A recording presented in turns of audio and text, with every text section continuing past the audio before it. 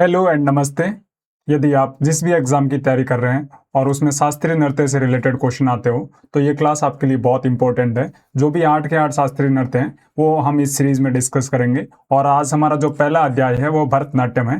तो जिस भी एग्जाम की तैयारी कर रहे हैं और यदि भरतनाट्यम से रिलेटेड आपको बहुत सारे डाउट है तो सारे डाउट आज इस क्लास में आपको क्लियर हो जाएंगे। और इसमें कौन कौन से उनके प्रमुख कलाकार है, कौन कौन से अवार्ड है, किस तरह से किया जाता है, कौन से आभूषण पहने जाते हैं, सारे ए टू जेड जो भी डिटेल्स है वो इस वीडियो में मैं आप डिस्कस करूंगा। और उम्मीद करता हूं आप क्लास के लास्ट तक बने रहेंगे। तो भरतनाट्यम आज के बाद आपके कोई भी क्वेश्चन इस क्लास से बाहर देखने को नहीं मिलेगा। बस एक ही है कि क्लास के लास्ट तक बने रहेगा, जो चीज़ें मैं बताऊं उसको याद करते जाएंगे और जो भी एग्जाम होगा उसमें जैसे क्वेश्चन आएंगे तो सारे क्वेश्चन आपको इसी क्लास से देखने को मिलेंगे। ठीक है। वही बात करते हैं भरतनाट्यम का आधार जो भरत मुनि की जो ऐतिहासिक नाट्य शास्त्र है उससे उसमें वह इसको वर्णित किया गया था। तो भरतनाट्यम किससे रिलेटेड है? एक नाट्य शास्त्र में इसका वर्णन है और ये नाट्य शास्त्र किसके द्वारा रचित था? भरत मुनि के द्वारा। ठीक है। और ये नाट्य शास्त्र में भरतनाट्यम का लगभग 200 ईसा पूर्व इसका साक्ष्य मतलब इसका सादर मिलता है। और इसे किसके द्वारा किया जाता है? सदेर या दासी अट्टम, जो देवदासियों द्वारा मंदिर में किया जाता था, जिन्हें सदेर या दासी अट्टम के रूप में किया जाता था। तो एक्चुअली में जो भरतनाट्यम है इसका प्रस्तुति पहले जो मंदिर थे उसमें सदेर या जिसे दासी आटम बोला जाता था उनके द्वारा प्रस्तुत किया जाता था।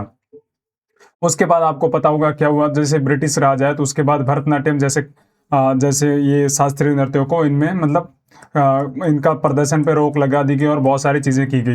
लेकिन इसका 20वीं शताब्दी में पुनर्द्वार किसके द्वारा किया गया था? रुक्मिणी देवी अरुंडेल। ये नाम याद रखना। कम से कम मिनिमम कम से कम 50 से ज्यादा बार ये एग्जाम में क्वेश्चन आ चुका है कि रुक्मिणी देवी अरुंडेल किस नाट्य शास्त्र या मतलब किस शास्त्रीय नृत्य से रिलेटेड है? तो भरतनाट्यम। और जो ई कृष्ण अय्यर है उनके द्वारा इसे पुनर्जीवित किया गया। वही बात करें 1952 की जो शास्त्रीय नृत्य के रूप में इसे मान्यता मिली किसको?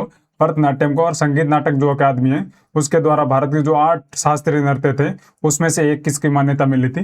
भरतनाट्यम को। इसके दो चीजें आपको याद रखनी है, रुक्मिणी देवी अरुंडेल और ई कृष्ण अय्यर का सबसे ज्यादा इंपॉर्टेंट योगदान रहा था। और ये मंदिर में किसके द्वारा प्रस्तुत किया जाता था? जिन्हें सदेर या दासी अट्टम कहा जाता था, उनके द्वारा प्रस्तुत किया जाता था।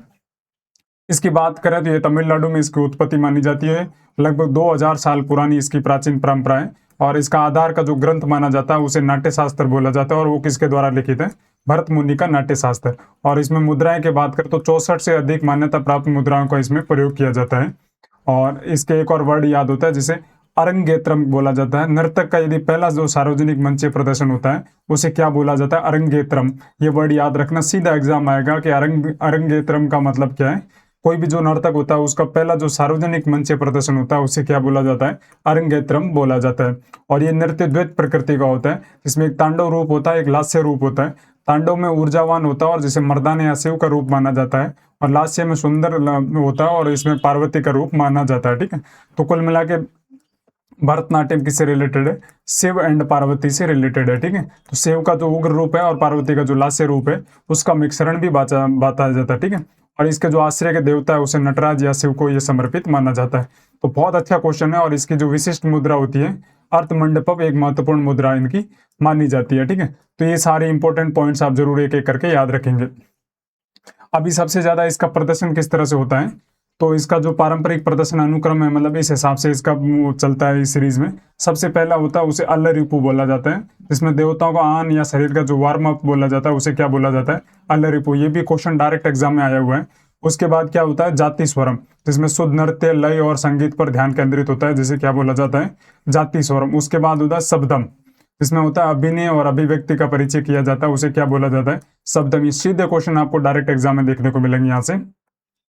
उसके अलावा बात करें तो वर्णम। वर्णम का मतलब होता है जो मार्ग का केंद्र बिंदु लंबा और तकनीक रूप से मांग वाला होता है, जिसे वर्णम किया जाता है। मतलब जो मिडल का फेज होता है उसे वर्णम माना जाता है। ठीक है। और अगला फेज होता है पदम। पदम में प्रेम या जो भक्ति पर केंद्रित अभिव्यंजक टुकड़े होते हैं उसे पदम बोला जाता है। और जावली का मतलब होता है जो चंचल भावना के साथ हल्के और चुलबुले जो गीत प्रस्तुत किया जाता है उसे क्या बोला जाता है? जावली बोला जाता है। ठीक है। उसके अलावा बात करें तिल्लाना क्या होता है? जो जटिल लयबद्ध पैटर्न और शुद्ध नृत्य के साथ एक ऊर्जावान समापन को होता है उसे तिल्लाना बोला जाता है। क्या बोला जाता है? तिल्लाना। इनको आप एक या दो बार दोबारा इस क्लास को देखेंगे तो सारी चीजें याद रही होगी। अल्लरिपु, जाति स्वरम, शब्दम, वर्णम, पदम, जावली, तिल्लाना। और लास्ट में होता है मंगलम, जिसे समापन टुकड़ा या आशीर्वाद प्रदान करना। कहलाता है। ठीक है, तो सीधा आपका क्वेश्चन आएगा जावली का मतलब क्या हो गया, चंचल भावनाओं के साथ। तिल्लना का मतलब क्या हो गया, शुद्ध पैटर्न और शुद्ध नृत्य के साथ ऊर्जावान समापन की ओर बढ़ता है तिल्लना। तिल्लाना होता है। मंगलम खत्म पार्ट होता है। वर्णम का मतलब जो मार्ग का जो केंद्र बिंदु होता है वो मार्ग वर्णम बोला जाता है। अलरिपु का मतलब होता है जहाँ देवता को आन किया जाता है। तो ये सारे पॉइंट्स एक एक करके याद रखेंगे। ठीक है, उसके अलावा नवरस या नौ जो मौलिक भावना होती है जो नृत्य के माध्यम से व्यक्त की जाती है, उसमें श्रृंगार होता है, हास्य होता है, करुण होता है, रौद्र होता है, वीर होता है, भयानक होता है, विभत्स होता है और अद्भुत होता है और शांत होता है। तो ये 9 मौलिक भावनाएं होती है जिसके द्वारा ये भरतनाट्यम आपको प्रस्तुत किया जाता है। ठीक है, और उसके बाद शारीरिक जो अंग और अंग विभाजन और अभिनय होता है उसको देखेंगे। अंग मुख्य से 6 अंग मुख्य अंग माने जाते हैं, जिसमें सिर, हाथ, छाती और कमर और कुल्ले और पैर। ठीक है, ये मुख्य अंग होते हैं। और उपांग किसे माने जाते हैं, आंखें, भौहें, नाक, होठ, गाल और ठुड्डी को क्या माना जाता है, उपांग माना जाता है। उपांग मतलब 6 छोटे अंग और अंग मतलब 6 मुख्य अंग। ठीक है, उसके बाद एक और माना जाता है प्रत्यंग। प्रत्यंग मतलब होता है 6 जोड़ने वाले से, जिसमें गर्दन, कंधे, बाएं, पेट और जांघें और घुटने माने जाते हैं। ठीक है, अभिनय का प्रकार शुरू होता है, सबसे पहला होता है आंगिक, जिसमें शारीरिक हरकतें और हाव भाव होता है, उसे क्या बोला जाता है, आंगिक। और उसके बाद वाचिक होता है, जिसको क्या बोला जाता है, भाषण और गायन। और आहार्य का मतलब होता है जिसमें वेशभूषा और मेकअप होता है, उसे क्या बोला जाता है, आर्य। ये वर्ड याद रखना, सीधा एग्जाम में आपको देखने को मिल सकता है। ठीक है, और उसके अलावा बात करें तो सात्विक जो भावनाएं और आंतरिक अनुभव होता है उसे क्या बोला जाता है, सात्विक। तो 4 प्रकार का होता है, आंगिक, वाचिक, आर्य और सात्विक। ठीक है, और हस्त मुद्रा याद रखते हैं। पताका का मतलब होता है झंडा, जैसे बादल या जंगल का प्रतीक माना जाता है। त्रिपता का मतलब 3 भाग वाला झंडा। कृत्रिम मुख का मतलब होता है कैंची मुख वाला, जिसे पक्षी या अलगाव या बिजली का माना जाता है। मयूर का मतलब मोर होता है। अर्धचंद्र का मतलब आधा चंद्रमा। मुष्टि का मतलब मुट्ठी होता है। कटमुख मुद्रा होती है, जिसमें कंगन बनाना और व्यापक रूप से जो नृत्य की जो शुरुआत होती है वो कटक मुख से होती है। ठीक है, उसके अलावा अंजलि का मतलब होता है भेंट या अभिवादन, मतलब दोनों हाथ जोड़कर अंजलि की जाती है या अभिवादन किया जाता है। सूची का मतलब सुई होता है, जो एकता, चेतावनी और संख्या 1 को डिकोड करता है। और पद्म कोश की बात करें तो कमल कप या कमल फूल या होती है। ठीक है, तो सीधा क्वेश्चन पूछा जाएगा निम्न में से कौन सी हस्त मुद्राएं हैं, कौन सी नहीं है। तो याद रखना, कटक मुख, पद्म कोश, सूची, अंजलि, अर्धचंद्र, त्रिपता का, कृत्रिम मुख, मयूर, ये सारी रिलेटेड किससे हैं, भरतनाट्यम से रिलेटेड। वहीं वेशभूषा की बात करें तो आमतौर पर प्लेट साड़ी के साथ रेशमी साड़ी होती है आपको वेशभूषा, और इसका रंग लाल, हरा या केसरिया हो सकता है। ठीक है, और सिर के आभूषण की बात करें, जैसे नेती चुट्टी या जो माथे की जो चैन होती है, इसको क्या बोला जाता है, नेती चुट्टी। क्या बोला जाता है, नेती चुट्टी। जो माथे की चैन होती है उसे क्या बोला जाता है, नेती चुट्टी। और उसके अलावा बिंदी आपको देखने को मिलती है, और मांग का टीका भी इसमें देखने को मिलता है। ठीक है, जो बालों का विन्यास होता है वो बाईं ओर जूड़े में बंधे होते हैं, देख सकते हैं आप पीछे की तरफ जूड़े में बंधे हुए हैं। और चेहरे का मेकअप, आंखों के गहरे काजल पर जोर दिया जाता है, ये भी देख सकते हैं आप यहाँ से। और शरीर की सजावट जिससे अलता या लाल डाई से रंगा जाता है। हाथ और पैरों, ये जो आप देख रहे हैं इसे क्या बोलता जाता है, जो डाई लगा दी है इसे क्या बोला जाता है, अलता। अलता बोला जाता है, जिसे या लाल डाई भी कहा जाता है। ठीक है, और पैरों में जो पायल होती है उसे और क्या बोला जाता है, सलंगाई ये बोला जाता है। क्या बोला जाता है, सलंगाई। तो ये सारे इंपॉर्टेंट पॉइंट्स आप जरूर याद रखना एक एक करके। और अगली इसमें संगीत के वाद्य यंत्र की बात करें तो कर्नाटक जो कार्नेटिक संगीत होता है उसमें गहरी ये इस परंपरा दिखाई देती है। मुख्य वाद्य यंत्र मृदंगम होता है, वायलिन होता है, बांसुरी होता है, नट्टू वांगम या झांझ। ये नट्टू वांगम बहुत बार क्वेश्चन आ चुका है इसका। और वीणा जैसे इसमें वाद्य यंत्र शामिल होते हैं। और इसमें मेजर जो राग्स होती है वो भैरवी, कल्याणी, तोड़ी और शंकराभरणम जैसे रागों का इसमें प्रयोग किया जाता है। ठीक है, और जो इंपॉर्टेंट क्वेश्चन है नट्टू वनार, ये भी बहुत बार क्वेश्चन एग्जाम में आ चुका है। डायरेक्ट एसएससी के, रेलवे के, जो भी आप जिस एग्जाम की तैयारी कर रहे हैं उसमें डायरेक्ट क्वेश्चन है। नट्टू वनार संगीतकार होता है, गायक और नट्टू वांगम बजाने वाले होते हैं जो लयबद्ध अक्षरों के साथ पाठ करते हैं। तो सीधा क्वेश्चन आया, नट्टू वनार किससे रिलेटेड है, भरतनाट्यम से रिलेटेड है।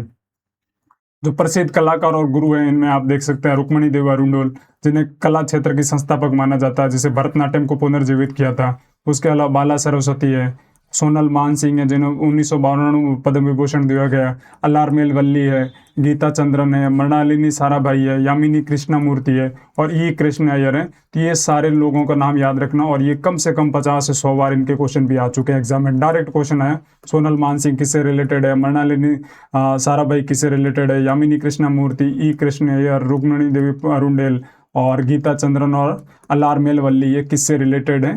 तो ये आप याद रखना भरतनाट्यम से रिलेटेड है। इसके अवार्ड की बात करें तो इनको संगीत नाटक जो अकादमी है उसके द्वारा अवार्ड भी दिया जाता है, पद्म पुरस्कार भी मिलते हैं ये भरतनाट्यम करने वालों को। उसके अलावा नाट्यांजलि उत्सव जो चिदम्बरम महाशिवरात्रि जो आयोजन होता है उसके दौरान भी इसको अवार्ड दिया जाता है। और मामल्लपुरम जो नृत्य महोत्सव है जो महाबलीपुरम तमिलनाडु होता है, उस समय भी जो भरतनाट्यम से रिलेटेड है उनको सम्मानित किया जाता है। उसके अलावा बात करें जो मद्रास का जो म्यूजिक अकादमी अवार्ड है वो भी इनको दिया जाता है। और जो खजुराहो का नृत्य महोत्सव मध्य प्रदेश का होता है उसमें भी भरतनाट्यम के जो कलाकार हैं उनको सम्मानित किया जाता है। उसके अलावा बात करें जो चेन्नई मार्गजी महोत्सव है वो विश्व का सबसे बड़ा सांस्कृतिक उत्सव भी मनाया जाता है, जिसका क्या नाम है, चेन्नई मार्गजी महोत्सव, ठीक है। और भरतनाट्यम को अमूर्त जो सांस्कृतिक विरासत है उसमें भी इसको शामिल किया गया है। उम्मीद करता हूँ ये क्लास आपको बहुत इंटरेस्टिंग लगी होगी और सारे जो क्वेश्चन है वो आप जरूर यहाँ से याद रखना। और ऐसी लगातार क्लासें हम आपके लिए लेके आते रहेंगे। आप सभी का शुक्रिया, धन्यवाद।